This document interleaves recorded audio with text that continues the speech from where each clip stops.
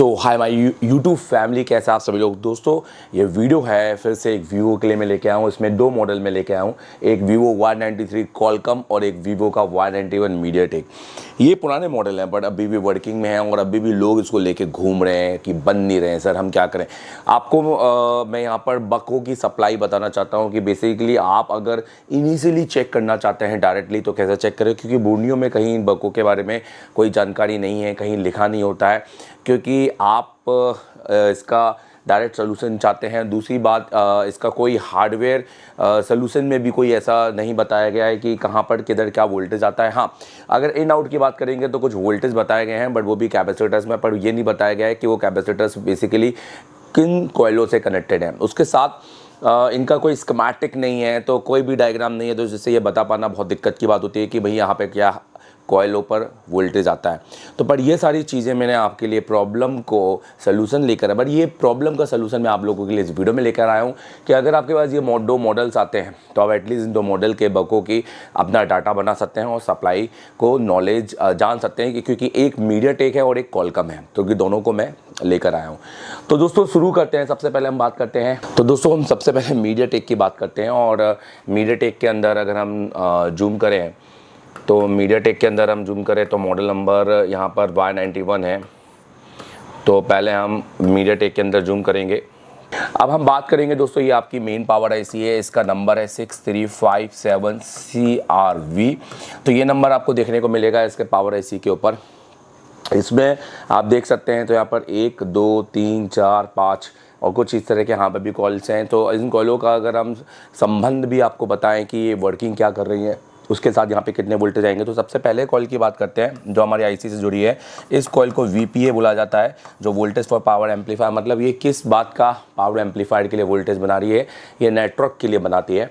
और दोस्तों अगर मैं नेटवर्क की बात के लिए यहाँ पर आप इसको बताऊँ तो मैं इसको क्रॉस करके थोड़ा सा यहाँ नेटवर्क के लिए लाना चाहूँगा, नोटिस कीजिएगा।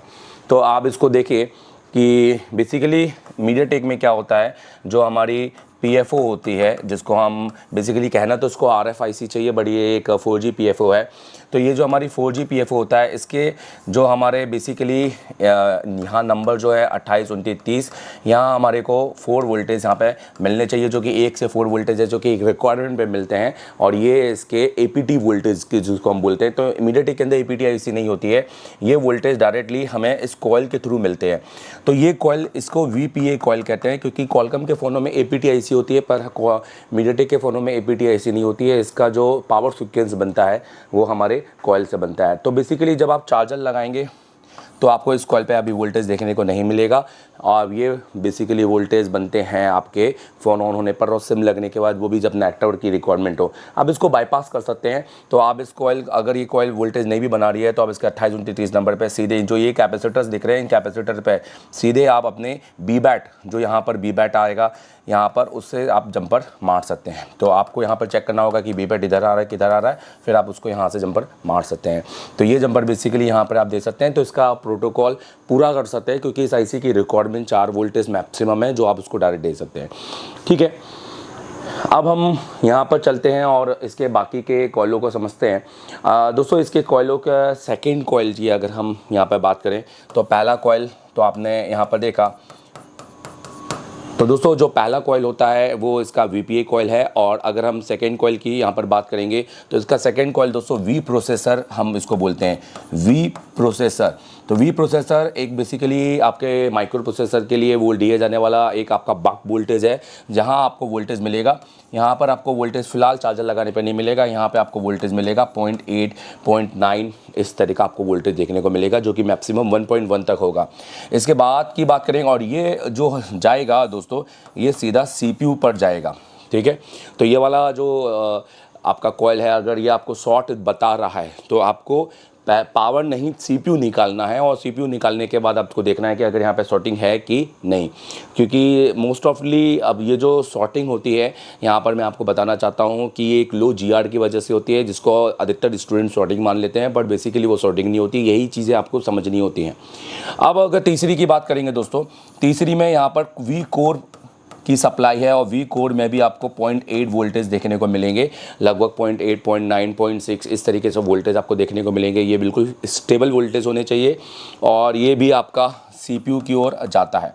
अब इसके बाद अगर हम बात करें दोस्तों, इसके बाद आपको मॉडेम की सप्लाई मिलती है, तो यहाँ पर भी आपको 0.8 लगभग वोल्टेज देखने को मिलेंगे।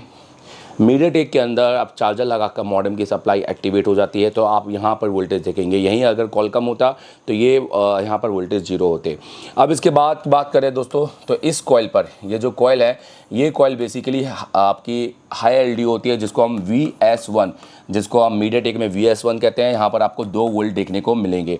तो ये 2 वोल्टेज आपको यहाँ पर मिलना ही मिलना चाहिए। अगर ये 2 वोल्टेज यहाँ पर नहीं आए हैं तो आपका बूट सीक्वेंस पूरा नहीं होगा, आपका फ़ोन ऑन नहीं होगा, क्योंकि इन्हीं 2 वोल्टेज के थ्रू आपके eMMC को एक्टिवेट किया जा रहा है। और उसी मतलब 2 वोल्टेज eMMC को नहीं मिल रहे हैं, 2 वोल्टेज LDO सेक्शन को मिल रहे हैं, जो कि घूम फिर के पावर को आ रहा है और पावर अपना V-रे सेक्शन बनाकर LDO के छोटे छोटे पार्ट करके हर सेक्शन को वोल्टेज दे रहा है, जिसमें से एक eMMC और एक रैम भी हो सकता है।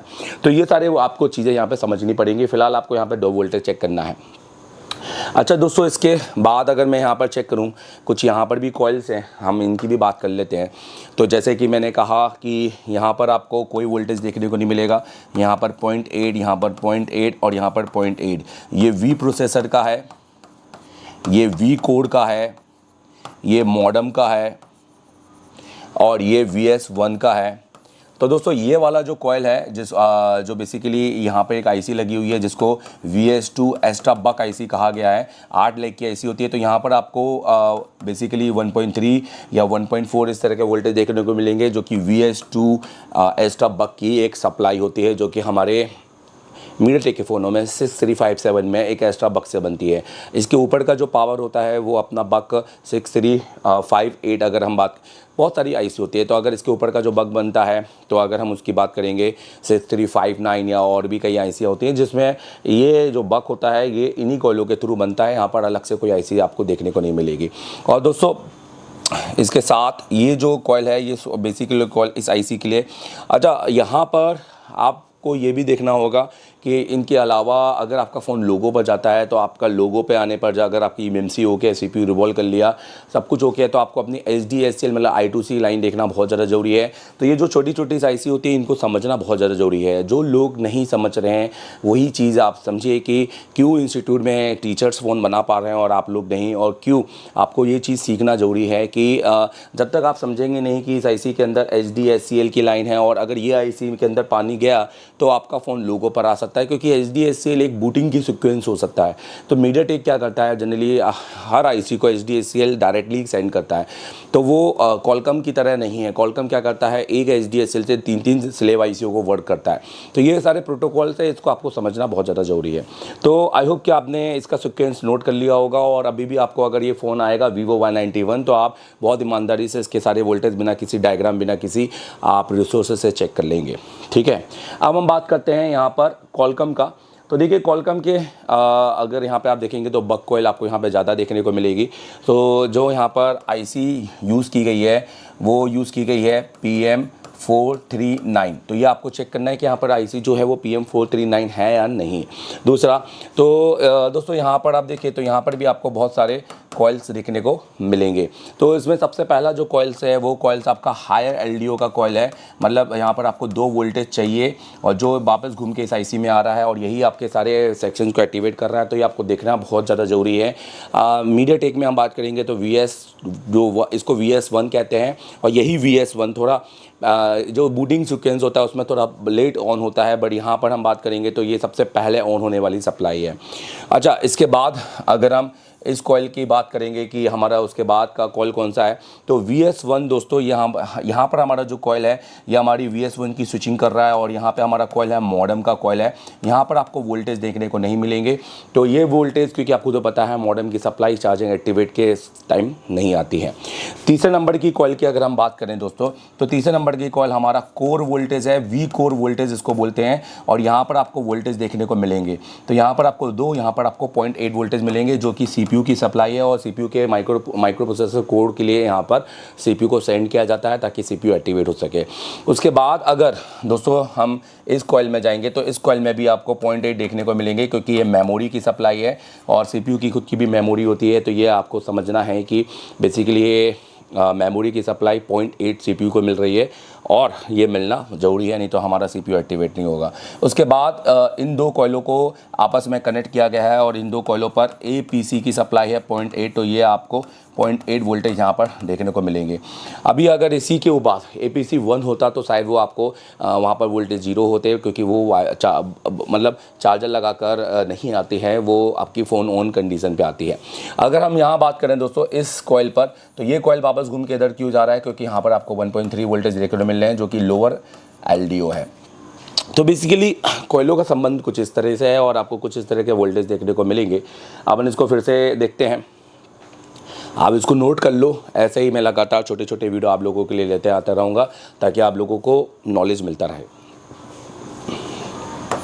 देखिए तो कैसा है, यहाँ पर आपको 2 वोल्टेज मिलेंगे जो कि हाई LDO के हैं,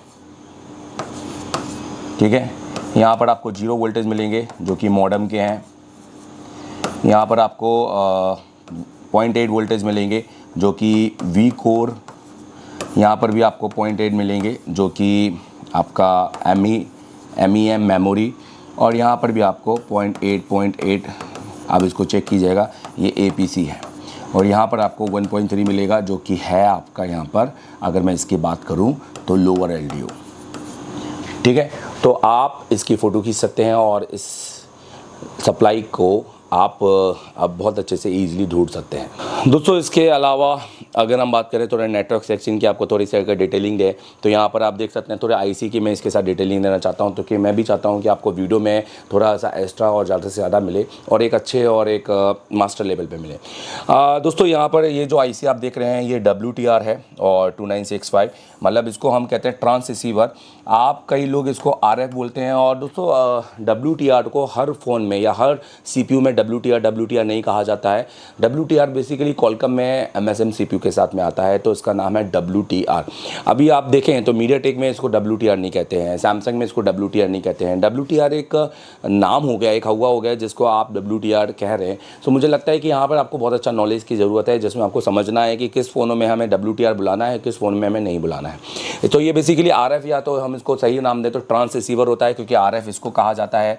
और ये हमारा 4G PFO है जो RF कंपनी का यूज़ किया गया है, और ये हमारा 4G प्लस 3G PFO है। 4G का मतलब ये हाई बैंड स्विचिंग करता है और ये मिड बैंड स्विचिंग करता है, और ये हमारा 2G कंपनी का PFO है जो कि लो बैंड स्विचिंग करता है।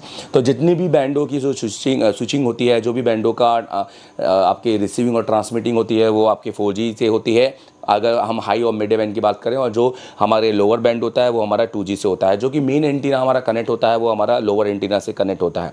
तो बेसिकली आप देखें तो लोअर एंटीना डायरेक्टली आपके 2G PFO के लाइनों से कनेक्ट होता है। उसके बीच में आपको एक RF स्विच देखने को मिल सकता है। ये RF स्विच के साथ में मेन एंटीना CPU डिडक्शन की लाइन होती है जो एक डिवाइडर सर्किट बना सकती है। बट अभी अगर यहाँ है तो ठीक है, नहीं है तो ये आपको चेक करना पड़ सकता है।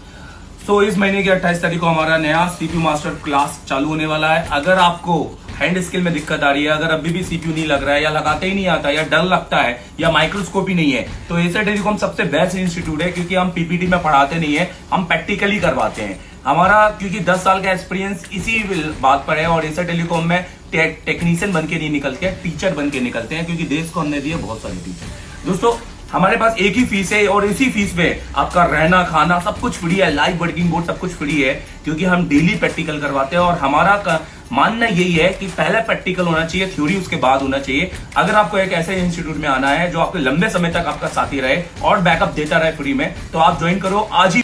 और दोस्तों अगर आपको मुझसे पढ़ना है तो आप मुझे कॉल कर सकते हैं 7007311192, क्योंकि मेरे पास है 10 साल का एक सिर्फ टीचिंग का एक्सपीरियंस, जिससे मैं आपको दे सकता हूँ बेहतर क्वालिटी की टीचिंग और आपको टेक्नीशियन से टीचर तक बनाने का सफर, क्योंकि मैंने बनाए देश को दिए हैं बहुत सारे टीचर्स। तो thank you very much visiting for us, follow करो। तो अगर आप मुझसे पढ़ना चाहते हैं और मेरे पास आ नहीं पा रहे हैं, या आप सिर्फ हार्डवेयर पढ़ना चाहते हैं और आप चाहते हैं कि एक अच्छा नेटवर्क सेक्शन, अच्छा डेट सेक्शन आपको मिले, और मेरी लाइव क्लासेस में बैठना चाहते हैं, 8-8 घंटे 7-8 घंटे की मेरी लाइव क्लासेस में आप घर पे बैठ के पढ़ना चाहते हैं, बट ऐसा ऑनलाइन नहीं कि एक 8 बजे मैं आ जाऊं और आप आ जाए। आप एक वीडियो कोर्स चाहते हैं, आप चाहते हैं कि आप एनी टाइम जब भी आपका मूड करे आप इसको पढ़ लें, तो आप मेरा ये कोर्स परचेस कर लीजिए, मास्टर एंड्रॉइड कोर्स। ठीक है, अब इसकी कीमत 15,000 रुपए है और ये सिर्फ हार्डवेयर है। आपको इसके अंदर आप दे सकते हैं फुल HD वीडियो मिलेंगे मेरी क्लासेस के, जैसे मैं आपको एक क्लास में दिखा देता हूँ, डायरेक्ट हो गया, बूट सीक्वेंस हो गए, यहाँ पर CPU वाइज डिटेलिंग हो गई है, नेटवर्क सेक्शन हो गया, या फिर और बहुत सारी चीजें यहाँ पर हमने डाली हुई है, आप इसमें जाके देख लीजिएगा। अब आपने जैसे फॉर एग्जाम्पल मैं एक आपको यहाँ से दिखाता हूँ, और मैं समय समय पर अपनी क्लासेस के अपडेट भी करूंगा, ये देखिए। तो अगर आप अभी इसको खरीदते हैं तो अभी इसकी कीमत 15,000 रुपए है, और ये एक साल के लिए है, जिसमें आप पूरा हार्डवेयर, ऐसा लगेगा कि मैं इसे टेलीकॉम में बैठा हूं, पर सिर्फ हार्डवेयर, और ये सिर्फ वीडियो कोर्स रहेगा और उसके अलावा कुछ नहीं। Thank you very much. अभी डाउनलोड करो एशिया टेलीकॉम का Asia telecom mobile repairing course application play store से।